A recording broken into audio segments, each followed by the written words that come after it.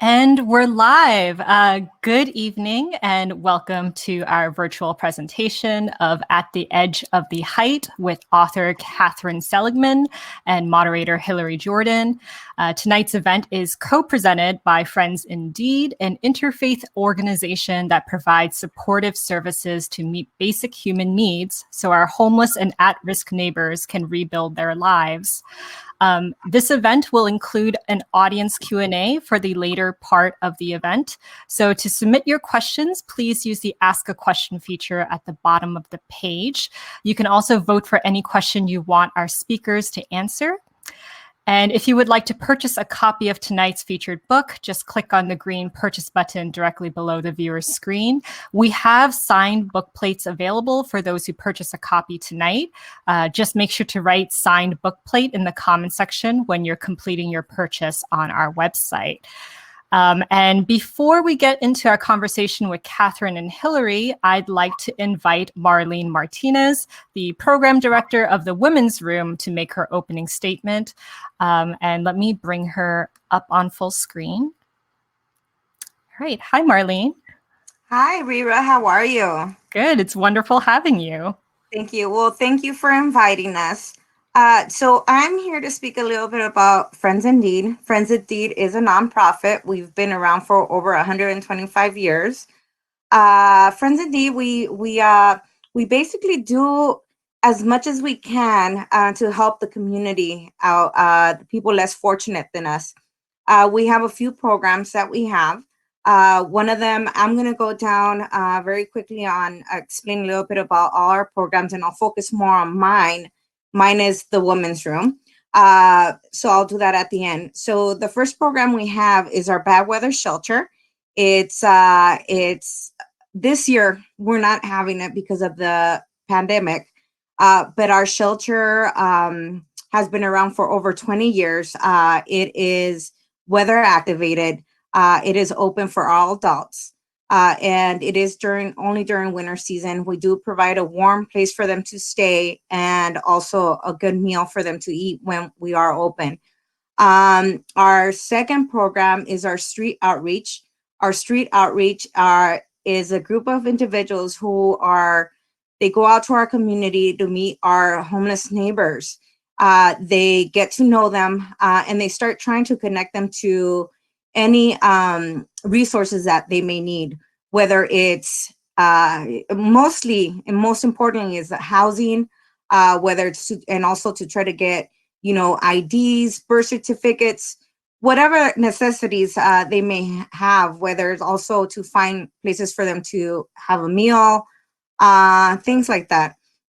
Our other program is our homeless prevention program.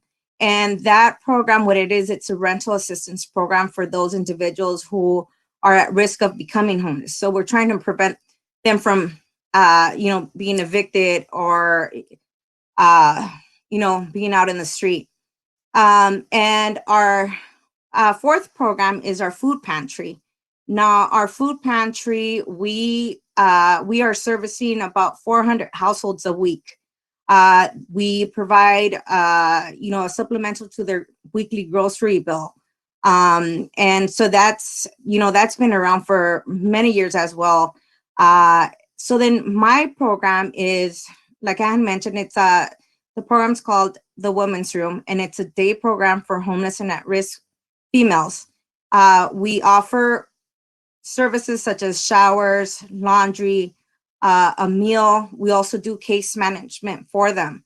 Right now during the pandemic, we're doing everything differently, but just to know that we're able to provide a shower for the ladies and a nice place for them to hang out, it's very heartwarming because, right now with the pandemic, they've closed down a lot of areas where our guests were able to go and clean up. For example, they weren't able to hang out at libraries anymore.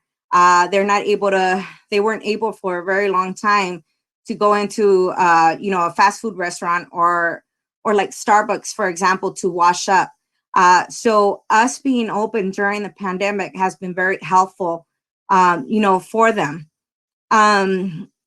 The women's room, we celebrated our 13th year. We've been able to do many great things for our homeless ladies. We've been able to, provide them with housing resources.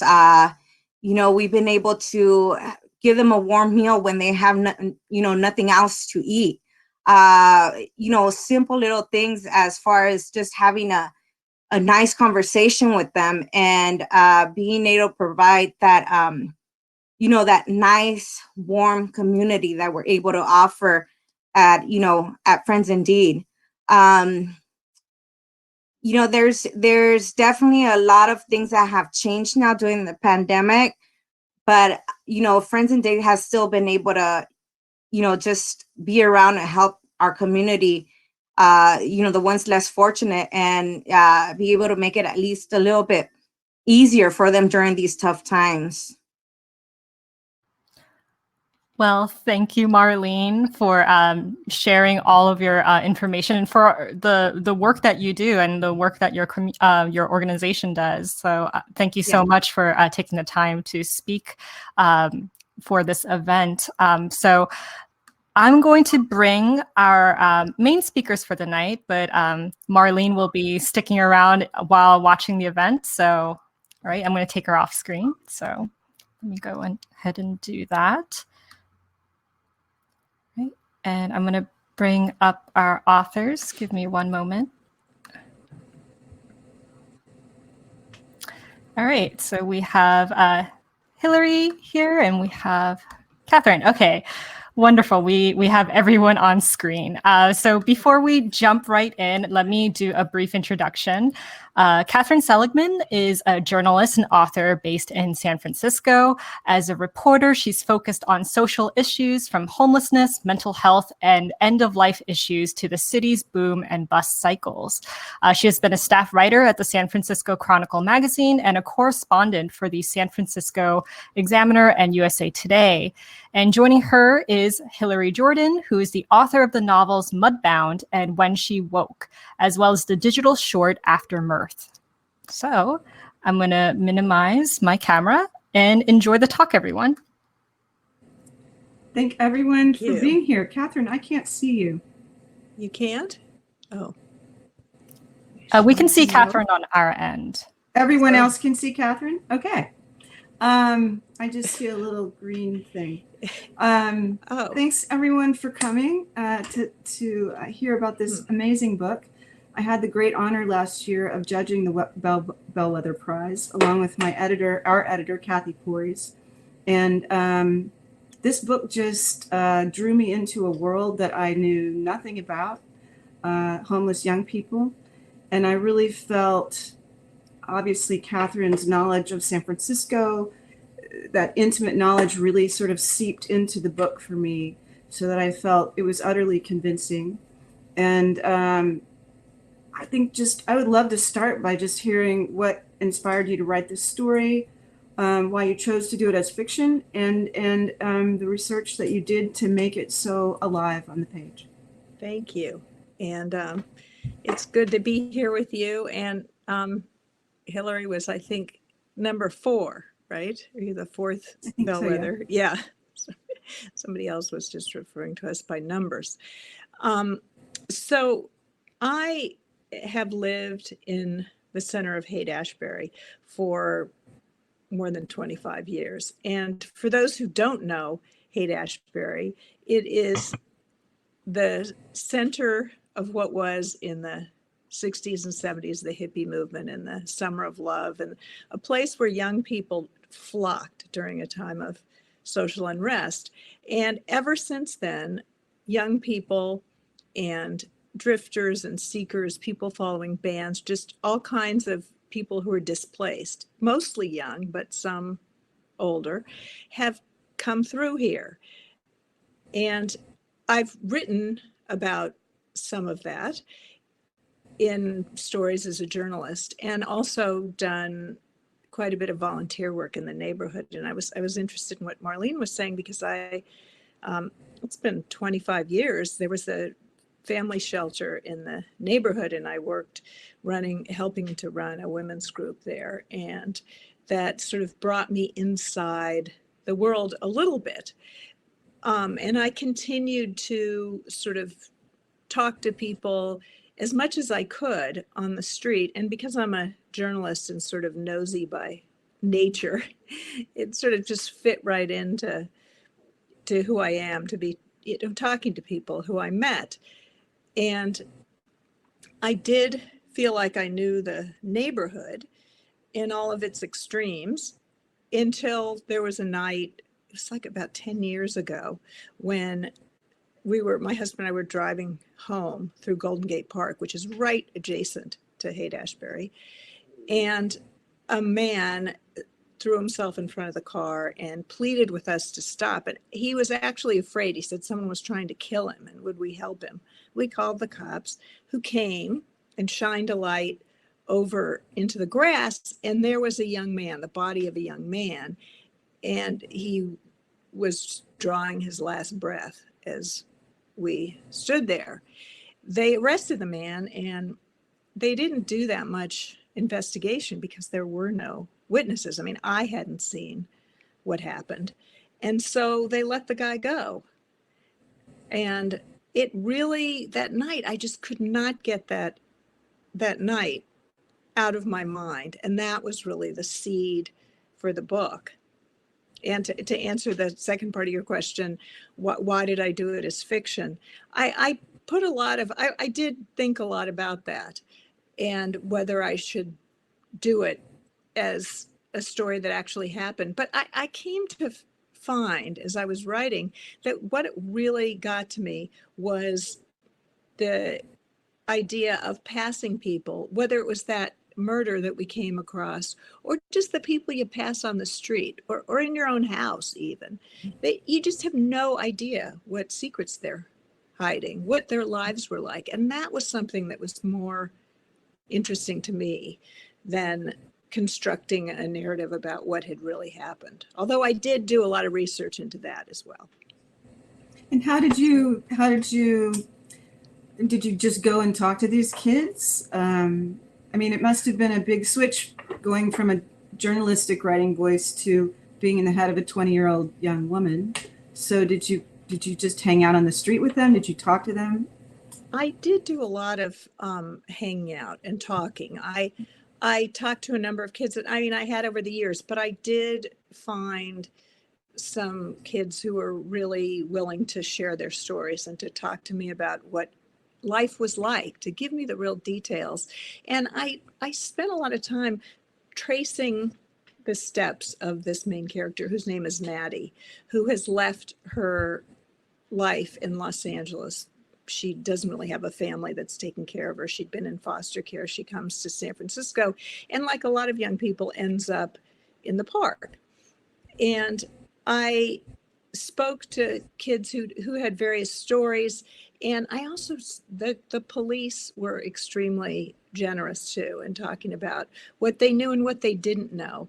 And that was interesting to me too, because the police in this neighborhood, while the kids say they really feel hassled, they also are more like social workers than in other places. So I spent a lot of time talking to them and also digging through court records. But I did spend time, each place that I wrote about, I really spent time in the emergency room, waiting room, in the courthouse, just trying to see it through this character's eyes. And so, that sort of brought me around to it. And I had also written fiction earlier, much earlier, like in college and after college. But one thing that I was very moved by in the book was that, Maddie's sort of out, she's not on her own. She has a community of sorts, right? And there are many references throughout the book where you talk about looking out for people or having someone to look out for. And I guess, one thing that I started thinking a lot about from reading this, and maybe you can speak to, is, how do you think we as a society can do a better job of looking out for people like Maddie? I feel that we need to just keep our eyes open more than we do. And it's surprising how many kids who are on the street, people on the street, appreciate and are willing to talk about what's going on and just to interact with people. This neighborhood, is a bit different in the population of people who come through, because it does tend to have a younger population, which just means more years where they weren't subjected to the stress of living outdoors. So you do find kind of a different population than you find in downtown San Francisco or downtown New York or Los Angeles, where people have just a sort of different constellation of issues. But I do think that it's important to see beyond what is the external, sight you're seeing. And that doesn't mean that you have to try to solve someone's problems. It just means acknowledging people and trying to see beyond the exterior. Well, for me, the most powerful line I told Kathy in the book is when Ash says, "It's better not to be human." And he's referring to the fact that the city takes care of dogs, right? And there are multiple references throughout the book to this idea: city steps all over itself for dogs, but people. And I do think there's that. Certainly in New York, the first day you move here, everyone says, don't make eye contact. There's that sort of instinct that we all have. And I just don't, it's like, how do we get past that? How do we, because it seems very much like human nature, but it's also partly we're trained to do that. Right. Because we're afraid of violence and all of that other stuff. Yeah, no, I think it's really hard. And you're right. It goes against like this sense of self-preservation. In the Haight-Ashbury, which has this incredible legacy of tolerance, people are asking this question now. In a lot of ways, people are looking at San Francisco right now and thinking, what is with these people? The liberals are really liberal against liberal. With some thoughts that in any other part of the world would be liberal, but here people are getting called out and verbally attacked for saying, I want to be able to walk down my street and not see a tent encampment. And in other places, people would say, yeah, of course, you can't. On my street where I live, there was a post-pandemic, there has been was at one time a very large tent encampment. And there was a lot of argument over it. What should we do? We want to get, we don't want these people here. They're loud, they're this, they're that. And then other people being really upset and saying, this is a crisis. These people are intense. They have no place to go. So I think people, people are having this dialogue with themselves too about, I want to look away. I can't watch. But in fact, the people who are unhoused are not actually violent. They're no more violent than any other part of the population. And in 25 years, more than 25 years of living here, I have never personally encountered street violence. Now, I know there's a lot of violence, among people who they prey on each other, they steal from each other. They're people who feel like they have to sleep on top of their belongings or things will get stolen. But in terms of it being unsafe and people being violent, I think, that's something that a lot of people believe, but it is not really true.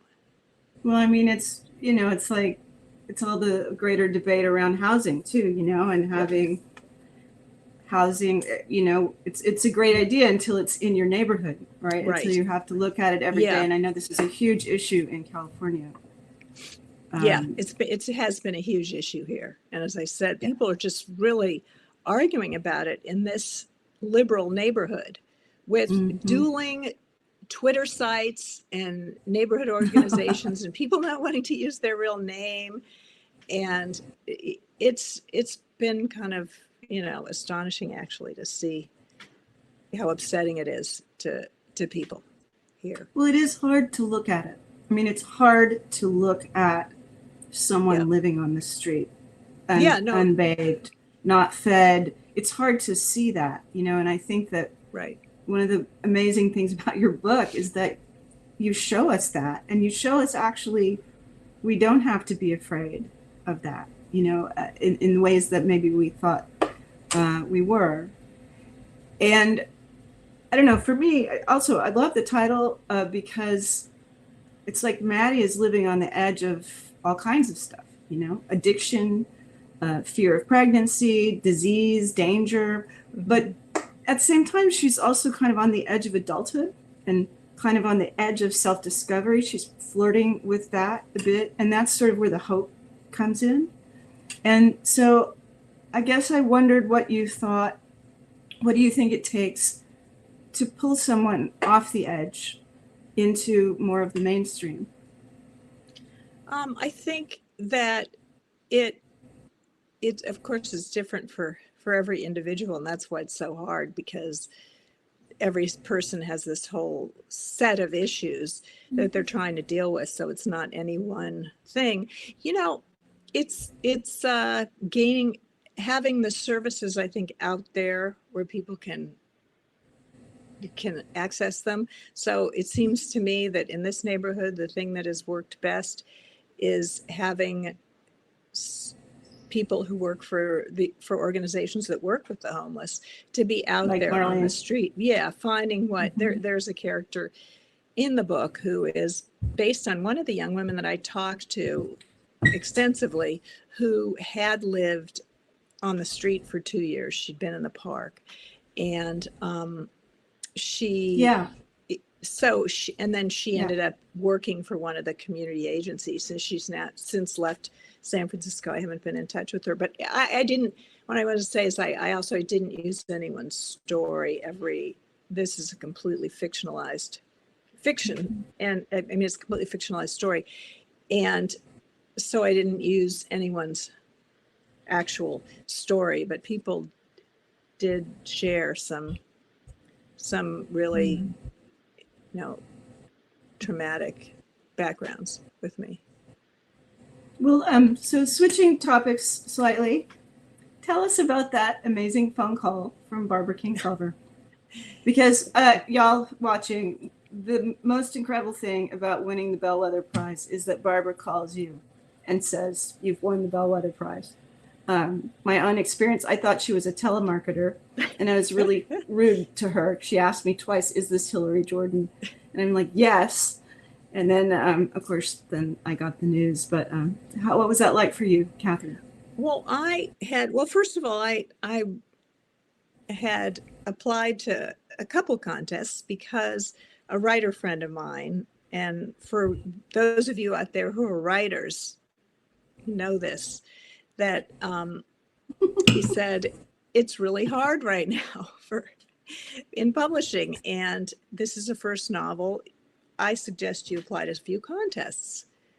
And that's what started me off, looking and finding this incredible contest and applying. And then I actually got an email a couple weeks before I found out I'd won from the organization, which is PEN, asking me if they had the entire manuscript, because I had left a couple pages blank, but they said, we're not sure you have the entire manuscript. And I checked what I'd sent, and I said, yeah, you do, actually. And I thought, oh, that's not good. Well, it was a short book, Yeah, it's a fairly short book. You've developed it. The end did change, and I think in a, not a hugely, it's not hugely different, but I think the tone of it and what happened changed enough to make it seem like it had a conclusion of sorts. But when she called, it's funny, I had the exact same thought. I thought she was trying, it was a robocall, and she probably wanted money for the Authors Guild or something, And then, so of course I was, delighted and astonished, and it's an amazing prize that she gives for an unfinished manuscript. And the real Heidi issue. DeRoe, who's number 5, just said she didn't even answer the phone when Barbara called. So She didn't recognize the phone number. no, And she thought it was, well, I think that's, probably how a lot of people feel. And of course, they read these manuscripts and they read them without knowing who the person is. Mm-hmm. So, that's another thing. They have no idea really who you are. They look you up as much as they can, I suppose, once they look at the name. But they're reading stuff that could anyone, male, female, any age. So I thought you were a female. Reading it. I definitely got that. It would be hard to get into the mind of a girl, of a young girl. But as a man, it's been done. But I think it's harder to do. I've been a man. Yeah, several men. Actually, yeah. So well, in your book, it can be done. And your novel is told from various points of view. And I find it very freeing to be a man, in a way. It's just it's a different mindset for me. But right. So what did you? Go ahead. Sorry. No, I was going to say I think that I played with the idea of telling the story from different points of view, and one of them was the girl's father, and another would have been somebody from the neighborhood, and it like just Ash. Didn't. Yeah, I worked on that for months before it was submitted, and I came back to the idea of this, telling it from her point of view, because I really wanted to get at what she knew and what she didn't know, what she knew about what happened, what she didn't know, the secrets that she's keeping even from herself. So I wanted the reader to be able to see beyond what she was telling us. And that relationship with the father of the dead boy was very poignant. So, I mean, in a sense, you really were, I felt very intimately with him in his grief, in his bewilderment, in his, all the things that he's trying to do. Just a great character. And I kept thinking, well, she's going to go live with them, but you didn't make that choice. Yeah, I felt that she, not to give too much away, but I mean, I think she was suspicious of him, as she is of anyone who tries to help her. And that's another thing, to go back to what you were saying, is, what works. I think sometimes one of the obstacles to what works is a sense of suspicion, because so many things have gone wrong. So many people have betrayed you if you're often. And so to let in this man who just came and is pressuring her to find out what happened to his child, I think is, what she was just something she couldn't do. And nor could things be wrapped up that easily. And that was the other thing, right, is that I didn't want some golden moment of redemption at the end, because I didn't feel like that is something that would happen. So, I joked to Carl, who was one of the producers of the Mudbound movie, that Hollywood might have trouble with this one because it doesn't end wrapped up in a neat little bow. But that's one of the things that I love about literature, is that you can have some ambiguity. You can leave the readers with questions. And I guess that's another question. Like, what questions did you want to leave us with at the end of this book? With what really, one is, how well can a parent really know a child, or a child really know a parent? It was that idea of secrecy and proximity to somebody that you don't really know. And I that really got to me. I have 2 kids who are in their 20s now, and this thought kept coming to me, is what I just kept wondering, what would it be like for him? And what would it be like for any of the people who have loved ones who die on the streets in San Francisco year before last. I don't think they didn't have a vigil this year, but the year before last, that one of the things I did was go to the vigil that they have every year for people who die on the streets or in unstable housing, in single room occupancy hotels. And I was really sort of astonished by people who had come to this because they'd lost a sister or brother or a child, and they came to just say their name and a little bit about who they were on a dark street corner in downtown San Francisco. So that really, I found that incredibly moving. So that also worked its way into me. And that's one of the questions I wanted people to ask is there's no, when you have kids, there's so many people have this sense of, well, we knew something was wrong, or kids being good kids or bad kids. And the fact is all kids do certain things. We all know that. But suddenly when you're a parent, it's sort of, you're supposed to think, oh, my kid would never do this. And these people who live in upstate New York had a son who they felt they knew.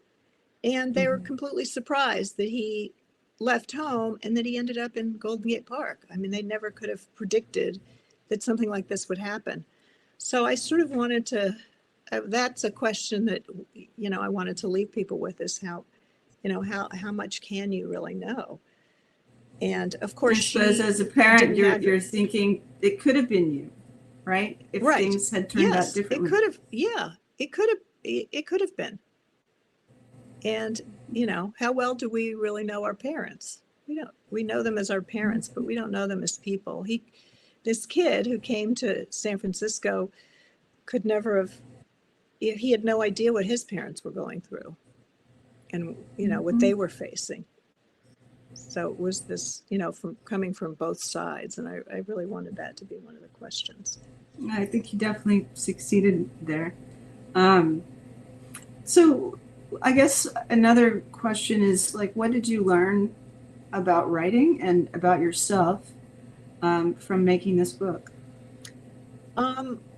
I learned a lot about, one of the things that was the most interesting is this idea of going towards what you know, which you have to sort of do in fiction, but that doesn't mean that it's autobiographical or you're writing about yourself. But I really had to have a sense of who this girl was. And to do that, I did look about what I know about the world and what I learned about the world as a child. I was a kid who spent a lot of time alone and felt like like a lot of children, I felt like I wasn't seen, and I spent a lot of time in trouble in my room and reading, but basically alone. And so I did, I really tapped into that. And so it was interesting that throughout the writing of it, I was able to do that, but also write about somebody who so definitely was not myself. So it involves making a lot of choices, and there's so many, not that this also happens in nonfiction, but it's just every single step along the way was a series of choices that I never could have predicted. There would just be so many. At one point I had to go through it, and each time I went through it, I would ask myself a different question. So I'd go through the manuscript with, just questioning something. Well, does this seem, is she consistent with, how does she really feel about her parents, each one, her mother and her father, and is that consistent and all throughout? And if it's not, does it make sense that it's not? Is it because she's learned something or hasn't learned something? Or there's just so many ways of going through it. So I was surprised by the huge amount of choices. And also, one last thing, how difficult it is to feel like you've finished something. And I don't know if that was in the novels you've written. I don't know if that's something. If they didn't say we're going to press tomorrow, I Right. would never stop revising. I mean, ask Kathy. Yes. It's just just nitpicking right up until the very end. Right. So thank God it got published. My books got published because otherwise you just kind of you'd still be working on it, right? Endlessly rewriting them. Exactly. Yeah. Exactly. So I really had, So what's next for you? Well, I've been working on I will be doing some work on an earlier novel. As a lot of people know, a first novel isn't usually the first novel. So I have two others that I've written, and I hope to go back to that. And then I have some other research I'd like to do that has to do with my Southern family. That was my family came from Tennessee, and so there's some things in there that I like to research, which also may be a future project. So, well, can you tell us anything about the novel, or just that it's, what do you mean, the one I'm working on? The one you're going to work on next. The first one. Well, the first one is about, it's, why do I always have death in there? I have two unfinished. One is actually a satire, which might surprise some people. And the first one that I did, which I want to go back to, is it's a story about an older man who meets a younger woman, and he's very old and frail, and he wants her to kill him. So that's the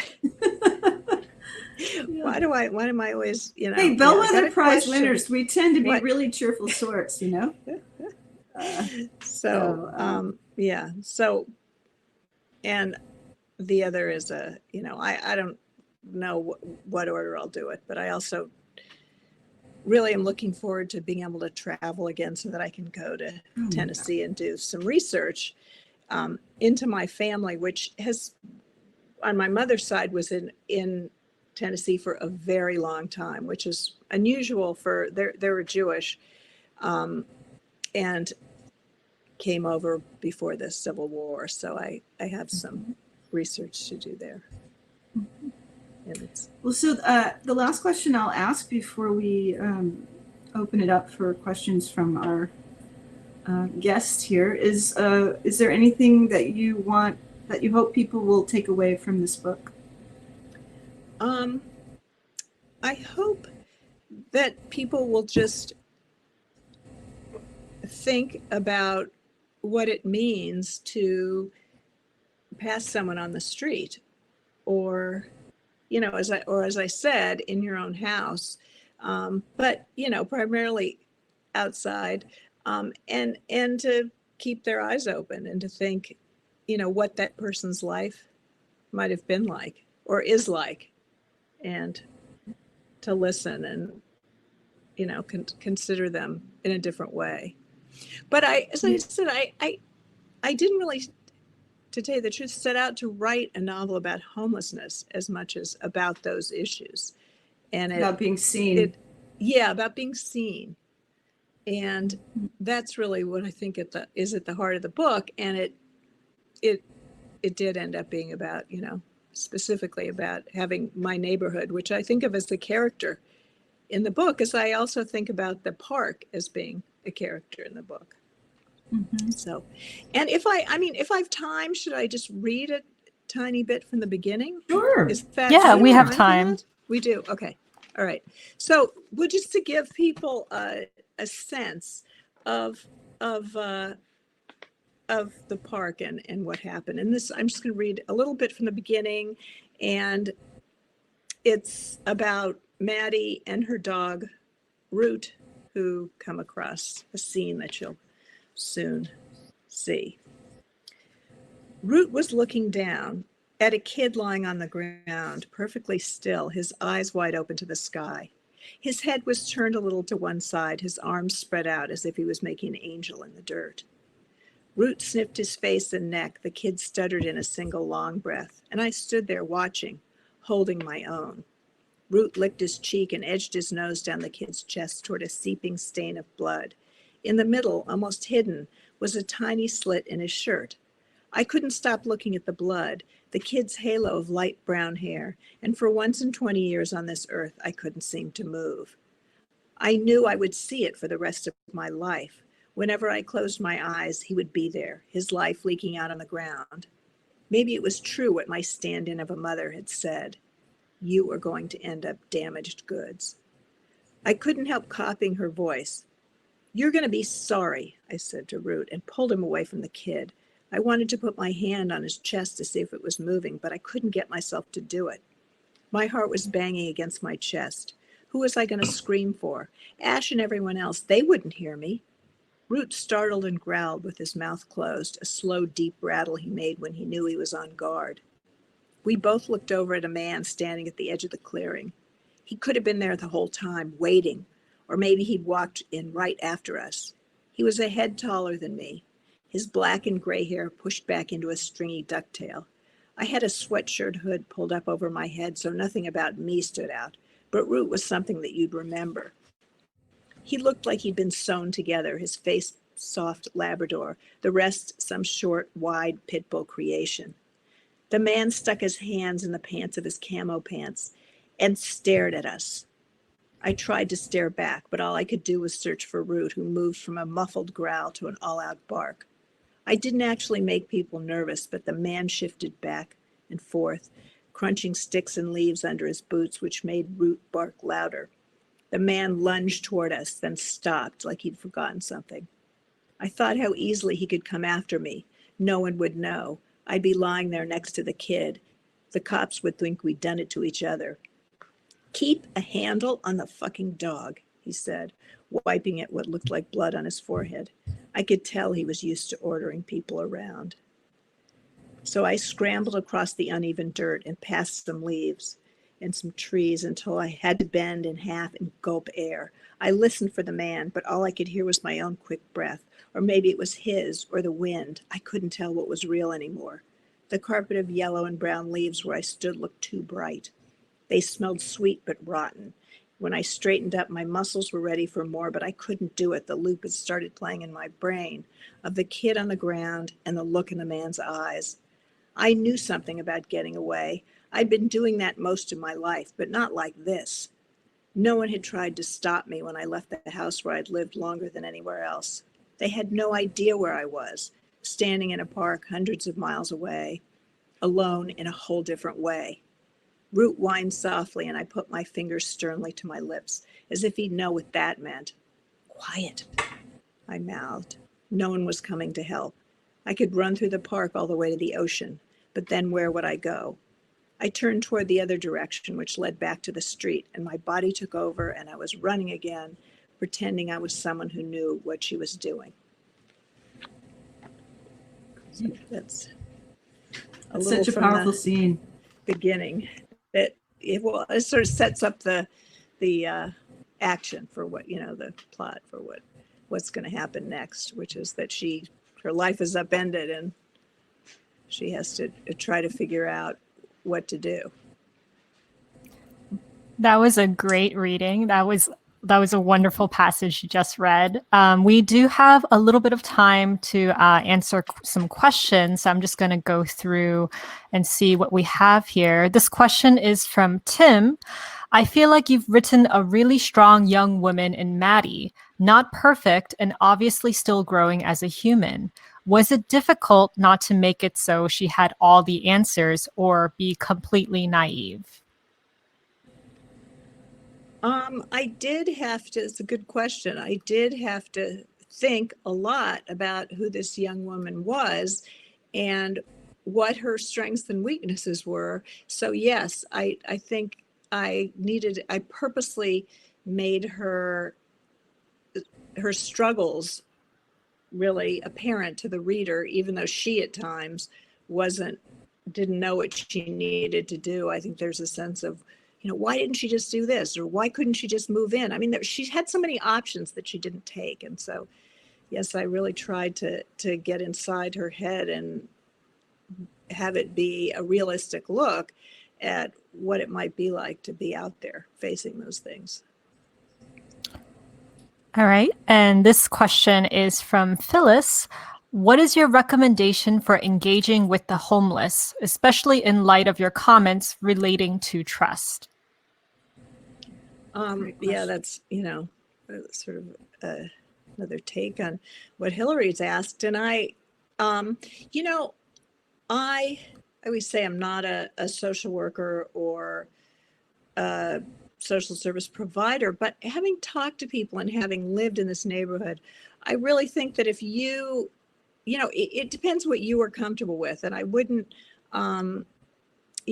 advise talking to people who seem like they're, not well. But for most people, I think just saying hello and it's really cold today, isn't it? Or how's it going? Or, I just try to talk to people, and sometimes I ask them where they're from, because in my neighborhood, a lot of people are travelers, kids coming from other places. And it's amazing how we can just get into conversations without feeling like I'm, asking too much or being too inquisitive about them. Mm-hmm. So I do think if on an individual basis, if you feel safe, that it's always good to say hello and hope you're staying well, or whatever you feel that you can say or do to interact with someone. It kind of sounds like you're saying treat them like a regular person. Exactly. Hi, how are you? Yes, it's cold outside. Like exactly. you would do with anyone. Yeah. Exactly. And that's, often brought to other conversations. I mean, in this neighborhood, people often have signs that are engaging, or they'll say, if you give me $5, I'll tell you a joke. And, so I'll stop and say, it better be a pretty good joke. You just start talking and, one thing leads to another. But right, very, very well put, Hillary. That's exactly that's right. You're just treating someone as another human being that you're encountering. Okay, so we have time for one last question, and it's for both of you. Are there any books you're reading right now? Do you have any recommendations? You want to go first? So I'm reading, besides At the Edge of the Haight, which I loved. I'm reading, now whenever anyone asks me this question, I just go completely blank. So Katherine, you go first. Well, I can tell you what I'm reading right now is a book that actually it's gotten a lot of attention called Hamnet by Maggie O'Farrell. And it is a fiction. Well, nobody knows really much about William Shakespeare's family, but it's a telling of the children of William Shakespeare and it's set during the time of the Black Plague, which interestingly, it's incredibly interesting to reading it now because of the similarities of how people feel about what's going on. But also he never referred to the Black Plague in what he was writing, and it's had such a horrific effect on his family. His son died from it. So anyway, I'm finding that I can't stop reading it. So I'm reading this, which is extraordinary and amazing, and very dark. It's a slavery tale. And so I'm also cleansing my palate somewhat with The Grammarians by Kathleen Shine, which is just delightful. I've found that, especially during the pandemic, I've needed to occasionally walk on the lighter side, just to, kind of help buoy my spirits. And I reread Alan, what's his name? The Uncommon Reader. I reread that recently, which is it's a novella by Alan about the Queen discovering books in a bookmobile. So I did another pass at Jane Austen's Emma recently, just because I love that kind of stuff. So that's been what I've been up to. Let me come back on screen. Well, thank you for those book recommendations. And Hillary, yeah, like you said, balance is important. Reading light books is definitely, it's very important during this dark time. But thank you to everyone who tuned in. Thank you to those who sent in questions. Again, we have book plates available. And if you just click on the green purchase button directly below the viewer screen, it'll take you to our website where you can complete your purchase. Just make sure to write signed book plate in the comments section when you're finishing your purchase. And also for those who tuned in late, don't worry, a replay of this talk will be available within the next hour. Just use the same stream link and you'll be able to re-watch the talk. And you can also share the talk with anyone who is unable to make it tonight. So I think that about wraps it up. Stay safe, everyone, and keep warm and have a good night. Yeah, and keep reading books as well. And keep reading books and buying from independent bookstores. Yes. So buy Hillary's book if you buy my book, and buy 10 other books tonight. Yes. Independent books. Bye, everyone. All right. Bye, everyone. Thank you.